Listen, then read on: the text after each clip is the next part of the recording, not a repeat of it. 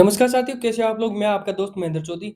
दोस्तों, आज हमारे प्रधानमंत्री जी मंच पर आकर लोगों को सलाह दे रहे हैं कि आप खर्चे को कम कीजिए, महँगाई को कंट्रोल करने में आपका बहुत बड़ा योगदान रहेगा। आप ये कम यूज़ में लीजिए, वो कम यूज़ में लीजिए। मैं आपसे पूछना चाहता हूँ प्रधानमंत्री जी कि क्या आप खर्चे को कम कर रही है? क्या आपकी पार्टी खर्चे को कम कर रही है? या जो भी नेता इस देश के अंदर है, क्या वो सभी नेता लोग क्या खर्चे को कम कर रहे हैं?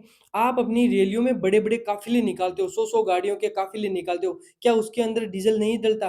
क्या वो एक तरह से बर्बादी नहीं है? लोगों को अपनी तरफ लुभाने के लिए ना जाने रोज़ कितने नए-नए हथकंडे यूज़ में लेते हो। एक समय था जब डॉलर के मुकाबले हमारा रुपया ₹65 के आस-पास में था। तब आप स्टेज पर आके ना जाने कितने लंबे-लंबे भाषण देते थे कि मैं आ जाऊँगा तो ये कर दूँगा, मैं अभी शासन में हूँ, मुझे पता है क्या होता है, क्या नहीं होता है। मतलब आप लंबी-लंबी डीकें हाँकते थे। आज आपकी वो बुद्धि कहाँ चली गई? हमने आपको सरकार के अंदर इसलिए हम आपको लेकर आए थे ताकि आप हमारे देश को एक तरक्की की तरफ लेकर जाएँ, ना कि बर्बादी की तरफ। और आप आने के बाद में बस हिंदू, मुसलमान, जाति-पाति, धर्मों के अंदर लोगों को बाँटने में लगे हुए हों। एक वक़्त था जब घर में काम आने वाला सिलेंडर जिस पे हमारा रोज़ का खाना पकता है, वही सिलेंडर जब 400 साढ़े 400 500 रुपए में मिलता था, तब आप ही के पार्टी के नेता रोडों के ऊपर आकर, सड़कों के ऊपर आकर ना जाने कितने-कितने लंबे भाषण मारते थे और उन्हीं सिलेंडरों को अपने सिर पर लेकर गूँजते थे और कहते थे कि महँगाई बढ़ गई है, ऐसा हो गया है, वैसा। और आज वही सिलेंडर ₹1000 के आस-पास में मिल रहा है और ब्लैक में तो ना जाने अब वही सिलेंडर अभी के वक़्त में 2-2 ढाई-ढाई हज़ार रुपए तक जा रहा है और 45-45 दिन तक की आगे तक की बुकिंग लग रही है। फिर भी लोगों को सिलेंडर नहीं मिल रहा है और लोगों को परेशानी हो रही है।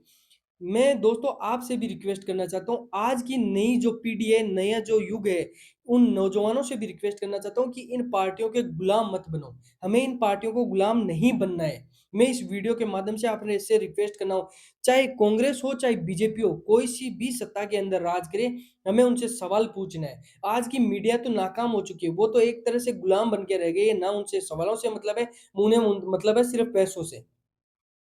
लेकिन मैं आपसे इस वीडियो के माध्यम से रिक्वेस्ट कर रहा हूँ कि आपसे हाथ जोड़कर निवेदन है कि इन नेताओं के गुलाम मत बनो।